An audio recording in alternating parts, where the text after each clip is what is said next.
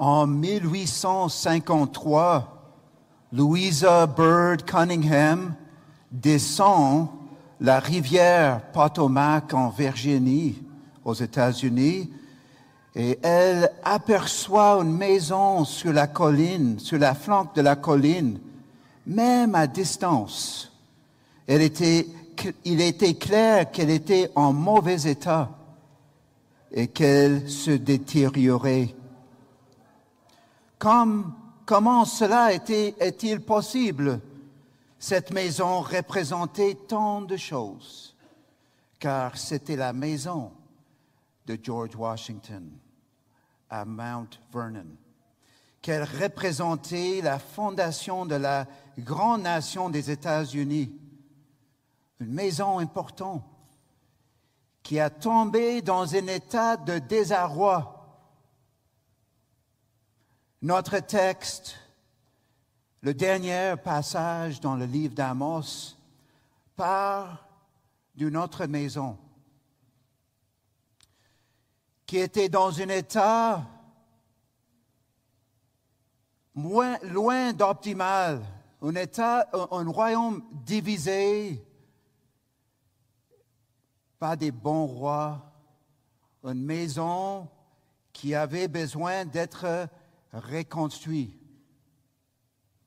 Notre passage ce matin est Amos 9, 11 à 15. Le titre est simple, le roi et son peuple. Le roi et son peuple. Je veux aborder 3 besoins pour nous ce matin. Première, c'est de croire dans le vrai roi. Croire en Jésus, c'est ça le premier besoin. Peut-être ce matin, tu n'es pas encore chrétien, tu ne crois pas encore en Jésus. Ma prière, et nous les anciens, les diacres, les diaconesses, c'est que ce matin soit le matin que tu donnes ta vie au Seigneur. Deuxième chose, c'est de proclamer le message du roi dans les nations. Ça ne suffit pas de rester assis dans l'Église. On doit aller proclamer le message du roi dans les nations. Et troisième besoin, espérer.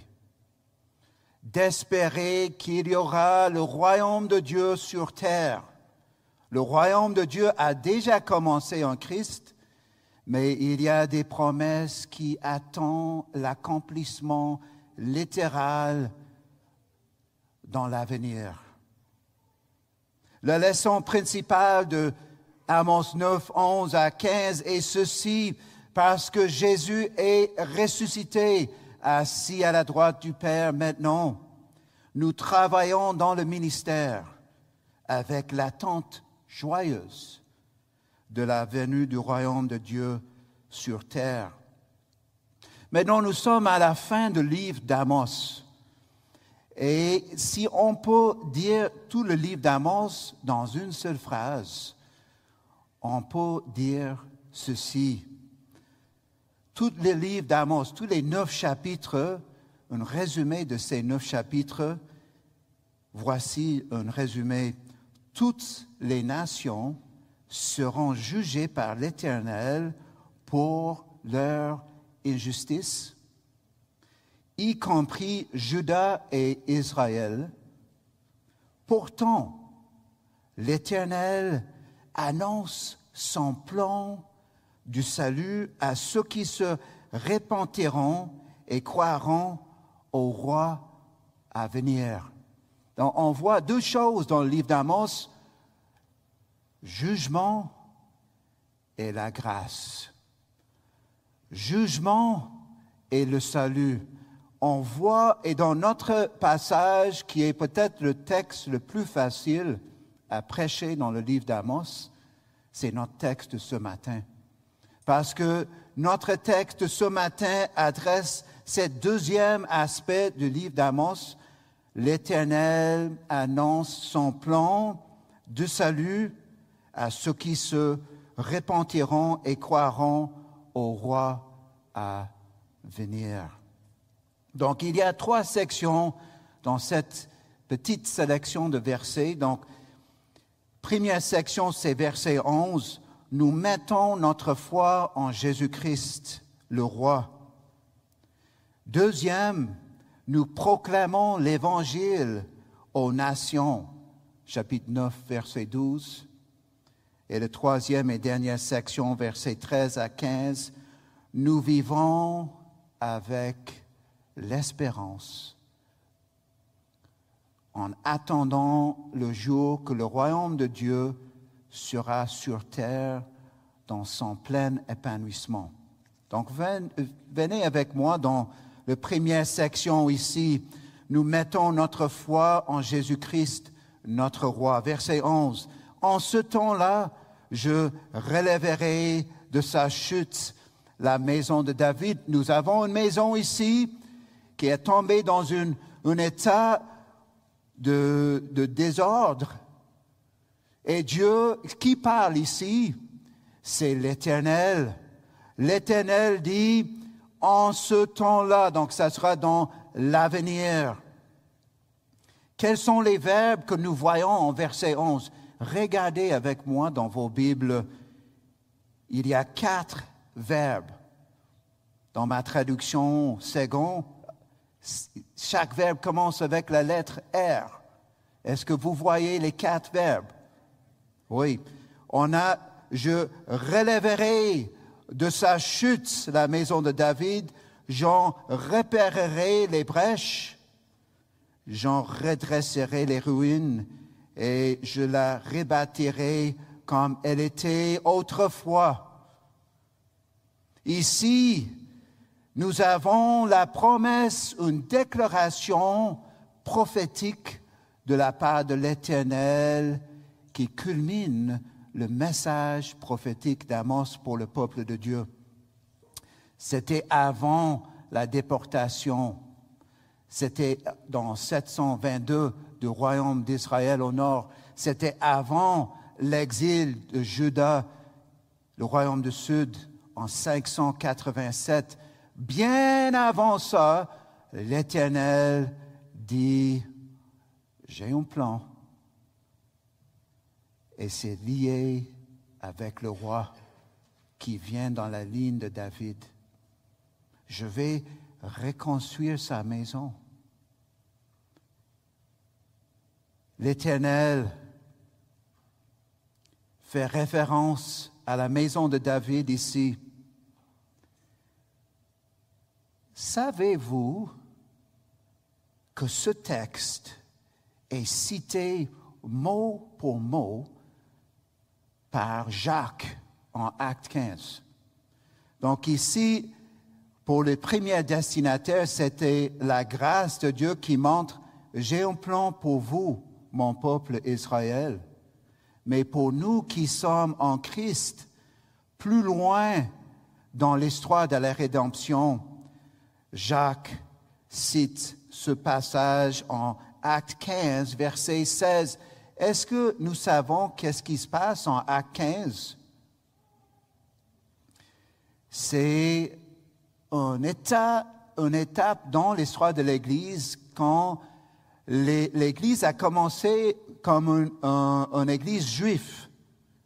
Mais il y avait tant de non-juifs qui se repentirent et croirent en Christ et qui sont devenus membres du peuple de Dieu. Donc ici, Jacques fait référence à notre passage lors d'une réunion importante dans les premiers jours de l'Église. Jacques dit que parce que Jésus est ressuscité des morts et maintenant assis à la droite de Dieu, Dieu a tenu sa promesse de reconstruire la maison de David tombée en ruine. Donc, quand ça dit en ce temps-là, en verset 11, la première phrase, c'était par la mort et la résurrection et l'ascension de Christ à la droite de Dieu. Dieu est tenu bien à ses promesses ici. Donc, la maison de David était relevé, repéré, redressé, rebâti par la résurrection et ascension de Christ. C'est ça la prédication des apôtres dans Actes. Donc, parce que Jésus est ressuscité, nous travaillons dans le ministère avec l'attente joyeuse de la venue du royaume de Dieu sur terre. Lorsque nous étions au camp des bouleaux avec Nick et Martha et leurs enfants, il y a quelques semaines, j'ai vu des enfants construire des châteaux de sable sur la plage. Ces châteaux sont amusants à construire, même pour les parents. Mais ils se dissolvent rapidement lorsque l'eau les envahit. Ce que les humains construisent ne dure pas. Ce que l'Éternel construit dure à jamais. Ici, si l'Éternel élève la maison de David par la résurrection de Jésus et sa position à la droite du Père, elle subsistera. Cette maison est sûre, stable et pour toujours. De Trump à Trudeau, les leaders déçoivent. Nous attendons tous les leaders qui nous apportera la liberté et la paix auxquels nous aspirons. Jésus est le roi qui nous répond à ses plus grands désirs. La résurrection de Jésus est la preuve qu'il est le Seigneur et notre Sauveur. Les distractions de ce monde peuvent nous empêcher de reconnaître ce fait très important que Dieu a réparé, restauré et reconstruit la maison de David. Mais cela vaut la peine d'y réfléchir. Le sommeil spirituel avec le monde digital est dangereux pour l'âme. Et ça vole, ça enlève l'espérance.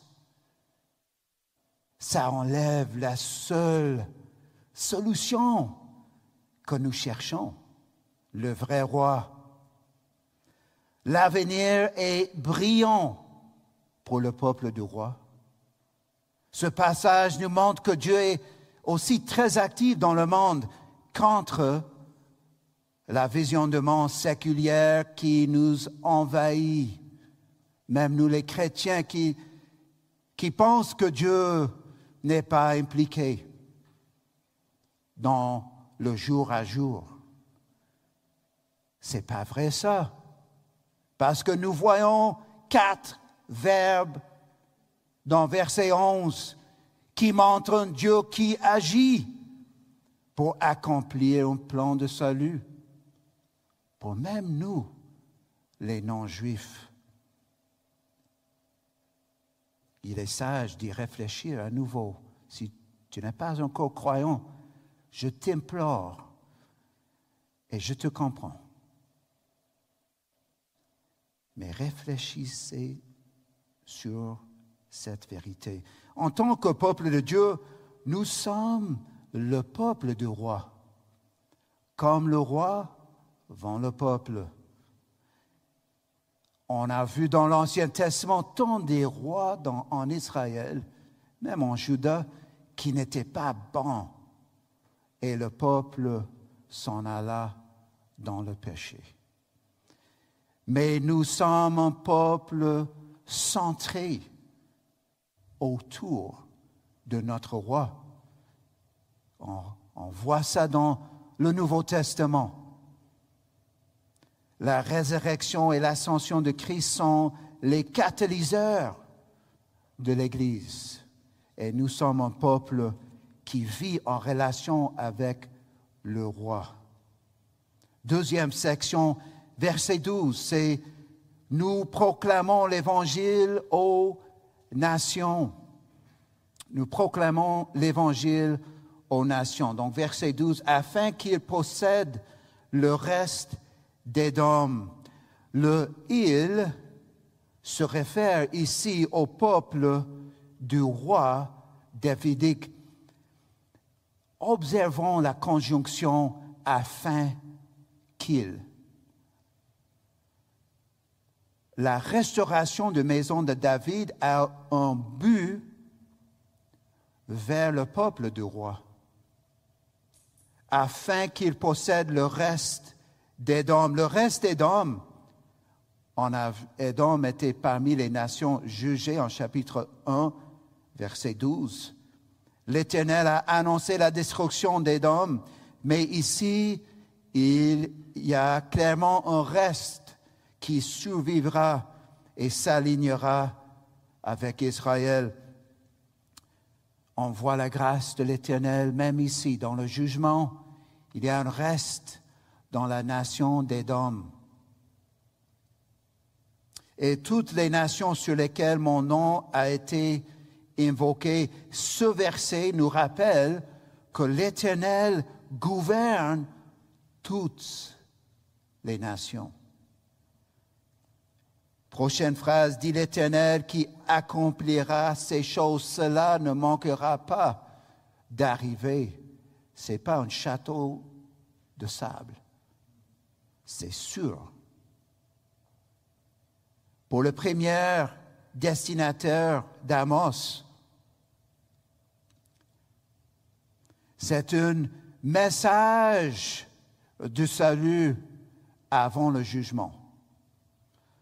Le jugement contre Israël aura lieu 722 et le royaume du Sud 586.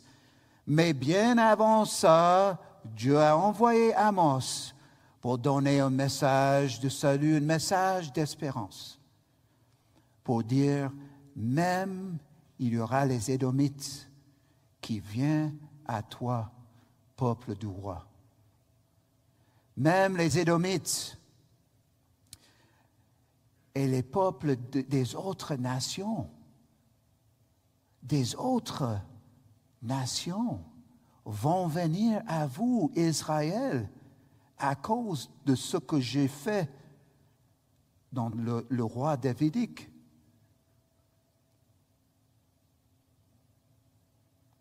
Jacques cite ce même passage mot pour mot dans Actes 15, verset 17.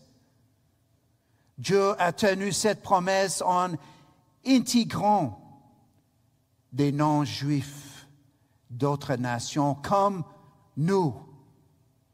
Quelle vérité merveilleuse que Dieu veut les croyants des autres nations de venir au roi davidique, à Israël, pour composer une seule communauté.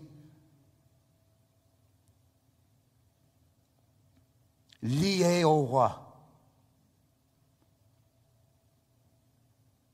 Parce que Jésus est ressuscité, nous travaillons dans le ministère avec l'attente joyeuse de la venue du royaume de Dieu sur terre. Une des valeurs de notre culture est l'inclusivité et la diversité. Et je pense c'est les bonnes valeurs. Inclusivité, diversité.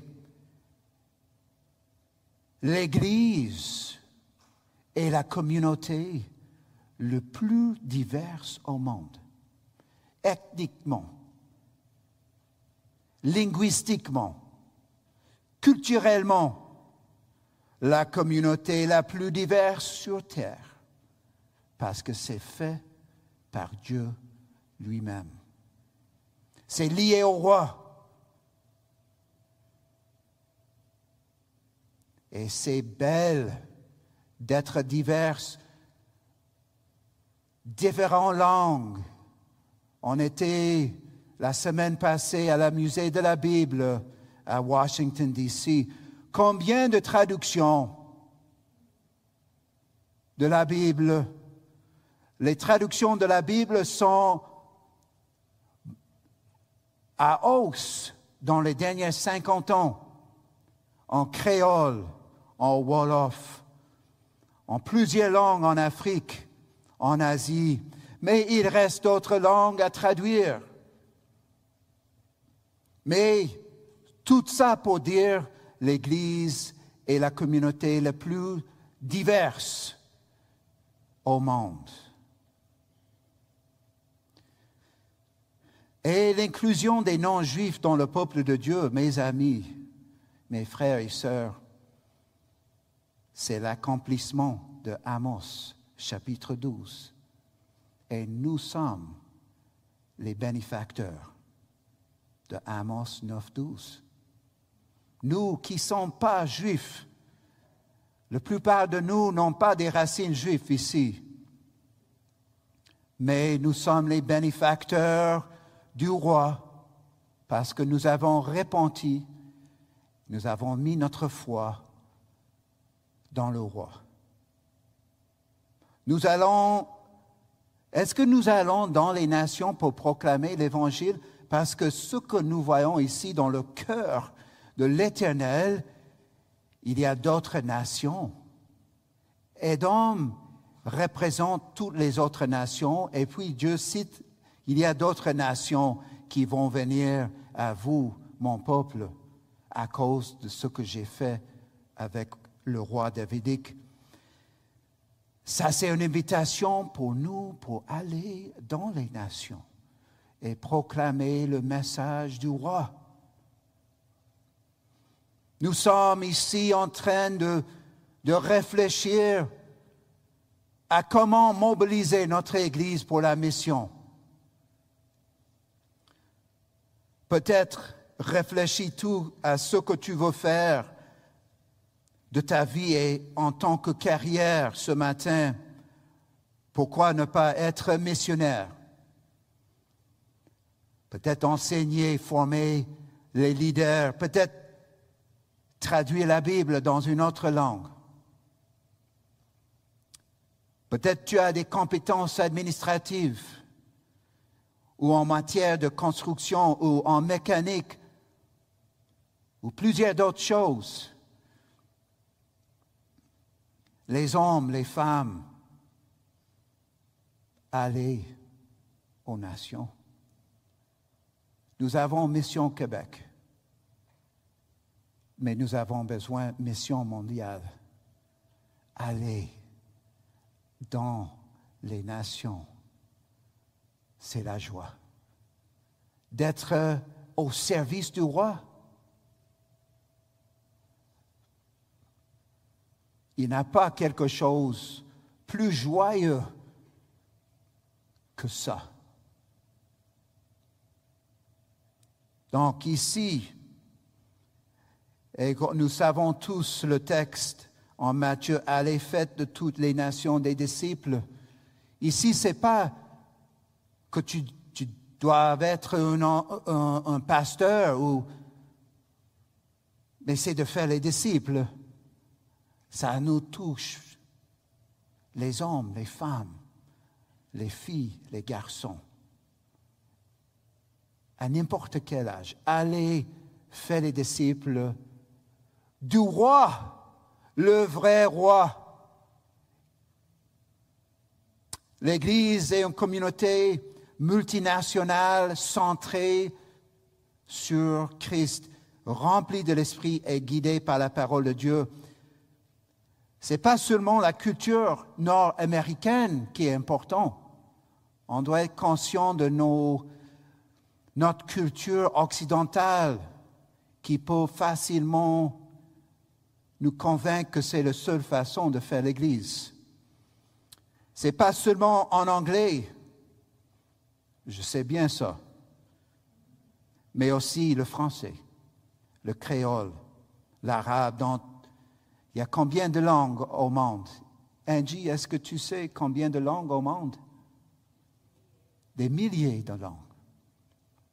Et dernier point dans cette section, nous devons nous méfier de tout mélange de l'Évangile avec le nationalisme de la politique. On doit éviter de mélanger l'Évangile avec les politiques de Trudeau, de Trump, tout le spectre. Le royaume de Dieu est au-dessus des royaumes humains. C'est ça qu'on voit dans les prophètes. Le royaume de Dieu envahit les royaumes humains. Le royaume qui va durer, c'est le royaume de Dieu. Priez pour nos leaders, sois les bons citoyens, mais n'oublie pas que nous avons un roi. Troisième et dernière section, nous vivons avec l'espérance du royaume de Dieu. Nous vivons avec l'espérance du royaume de Dieu et que le Seigneur bénit nos efforts dans le ministère même aujourd'hui. Versets 13 à 15. Verset 13, « Voici, les jours viennent, dit l'Éternel. » Donc cela arrivera certainement. En fait, c'est en versets 13 et 15. Donc ça forme un inclusio, versets 13 et 15. Est-ce que vous voyez ça? Dit l'Éternel. La phrase commence et à la fin de cette section. Où le laboureur suivra de près le moissonneur, et celui qui foule le raisin, celui qui répand la sémence, où le mou ruissera des montagnes et coulera de toutes les collines. Ici, nous avons un renversement de la malédiction due à la désobéissance d'Israël dans Lévitique, cité dans Lévitique 26 et Deutéronome 28.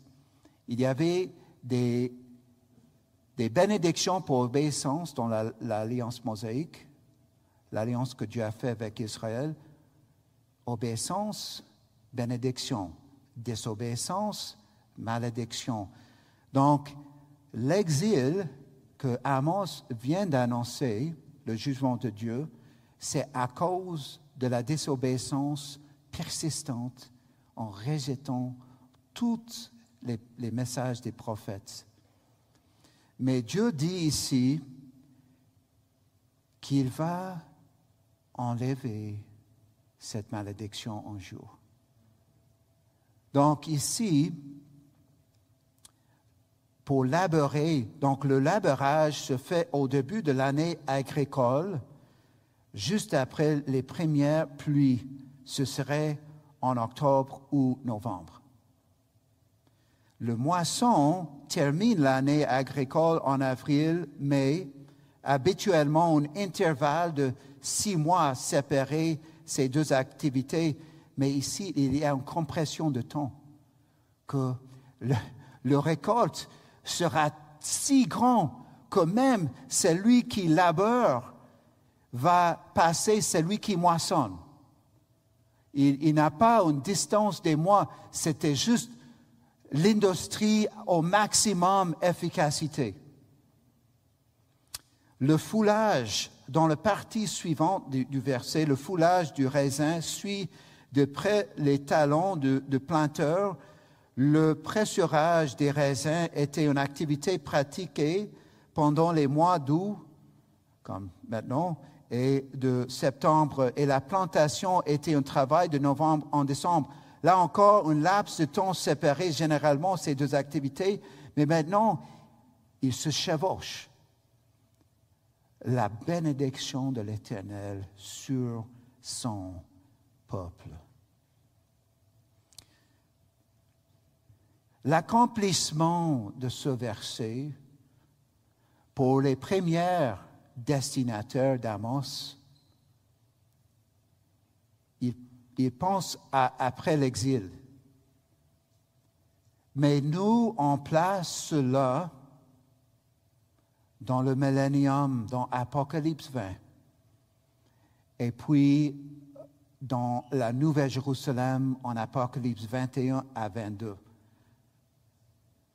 Mais comment ça s'applique à nous aujourd'hui? Parce que ce texte, même si c'est spécifique aux Israélites, nous sommes greffés en Israël, nous les non-juifs.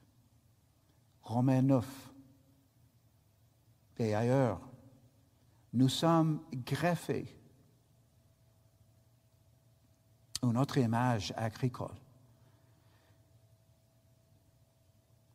S'applique à nous parce que le roi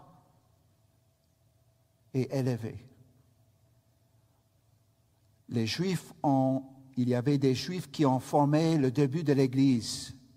Et maintenant, il y avait des non-Juifs qui tournent vers le Seigneur pour composer l'Église. Comment ça s'applique à nous aujourd'hui en Christ? Travailler ensemble en tant que frères et sœurs dans l'Église. Il y a un proverbe créole, trop pressé, pas fait jour l'ouvrit. Trop pressé, pas fait jour l'ouvrit. Donc, on doit travailler avec sagesse, ensemble. En 1 Corinthiens 3, 6 à 8, c'est Paul qui parle de c'est quoi le ministère? J'ai planté, Apollos a arrosé, mais Dieu a fait croître. En sorte que ce n'est pas celui qui plante qui est quelque chose, ni celui qui arrose, mais Dieu qui fait croître. Notre récolte, c'est les âmes. Et on fait ça ensemble, en communion avec le roi, en communion avec nos frères et sœurs. Verset 14. Plein de verbes encore ici. Est-ce que vous voyez les verbes ici? Je ramènerai les captifs de mon peuple Israël. Donc le premier verbe, c'est l'Éternel qui est le sujet. Mais les 4 autres verbes, c'est le peuple de roi qui est le sujet. Donc, premier verbe, je ramènerai les captifs de mon peuple d'Israël. Donc, il annonce ça bien avant l'exil. Bien avant ce qu'il va faire après. Je ramènerai les captifs de mon peuple d'Israël. Quelle espérance pour les premiers destinataires. Après les oracles de jugement qui étaient bons et justes de la part de l'Éternel. Mais ici, il y a un soulagement de l'espérance. Et qu'est-ce qu'ils vont faire quand ils retournent dans leur pays? Ils rebâtiront les villes dévastées et les habiteront. Ils planteront des vignes et en boiront le vin. Et ils établiront des jardins et en mangeront les fruits. La prospérité retrouvée, exactement comme l'Éternel a dit en Lévitique 26, 3 à 10 et Deutéronome 28, 1 à 14. C'est une restauration de la bénédiction mosaïque.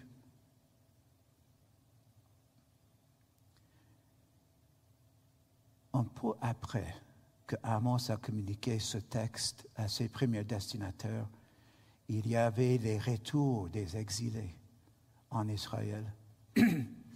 Et c'était à ce moment que ce verset a sonné dans le cœur des Israélites avec Esdras, Néhémie et Zorobabel.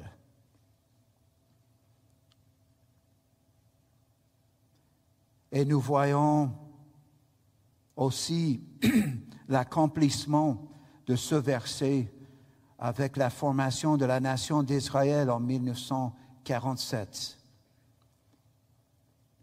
Et on vise aussi qu'il y aura dans l'avenir, comme dit la parole de Dieu en Romains 9 à 11, il y aura les Juifs, les Israélites qui vont finalement accepter que Jésus est le Messie. Et puis dans le millénium, ça sera accompli pour le vrai, littéralement, et puis dans l'éternité, dans la Nouvelle Jérusalem, d'une façon, dans la nouvelle terre et nouveau ciel, s'accomplit même à une plus grande réalité. Ce n'est pas juste un pays, mais nouvelle terre, nouveaux cieux pour le peuple de Dieu.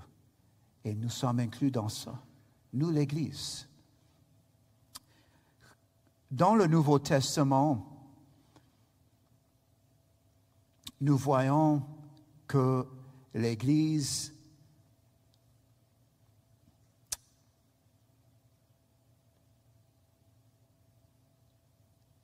est le commencement de ses promesses aussi. Donc, parce que Jésus est ressuscité, nous travaillons dans le ministère avec l'attente joyeuse de la venue du royaume de Dieu sur terre. Dernier verset d'Amos, mes amis. Donc ça, c'est une grâce. Nous avons parcouru tout le livre ensemble. Je les planterai dans leur pays et ils ne seront plus arrachés du pays que je leur ai donné, dit l'Éternel, ton Dieu. Donc, comme on dit, c'est après l'exil, c'est en 1947, avec la formation d'Israël dans leur pays. On pense à le millénium, Apocalypse 20, et pour l'éternité. Mais un point que peut-être je suis un peu différent que MacArthur sur cette question, c'est que je vois un seul peuple de Dieu dans l'éternité. Dans la grâce de l'Éternel, ils ont greffé les non-juifs, nous les non-juifs, dans le peuple de Dieu. Et dans l'avenir, Israël, les Israélites vont tourner vers Christ pour former un seul peuple de l'Éternel pour l'éternité. Donc ici, c'est avec cette attente que nous travaillons maintenant. Nous voyons ici que le Seigneur a béni le travail du peuple de Dieu. On travaille dans le ministère avec une conscience que l'Éternel nous dirige, avec l'espérance à ce qu'il va venir dans le millénium et pour l'éternité dans la présence de l'Éternel. Donc, après avoir constaté l'état lamentable de la maison de George Washington, the Women's Association of Mount Vernon a décidé de faire quelque chose de jamais fait auparavant, la préservation historique. Donc, ils ont décidé, c'est un processus minutieux par lequel chaque aspect de la maison de George Washington, de plus petits détails au plus grand, est restauré dans son état d'origine. La semaine passée, moi et ma femme, on a visité cette maison de George Washington. C'est tellement intéressant. Tellement intéressant. Ils ont fait quelque chose jamais fait auparavant dans les musées. Une préservation historique. C'est vraiment spécial ce que the Women's Association of Mount Vernon ont fait. Mais dans quel but? Le but de ces femmes, c'était pour rappeler à la nation leur fondateur, qui est en fait également enterré proche de sa maison.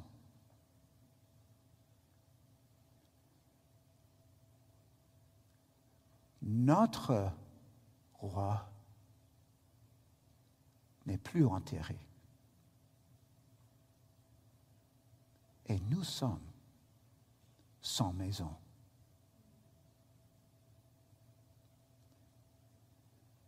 Au plus petit détail, aux membres de notre Église qui pensent que je suis personne, qu'est-ce que je fais dans la vie de l'Église?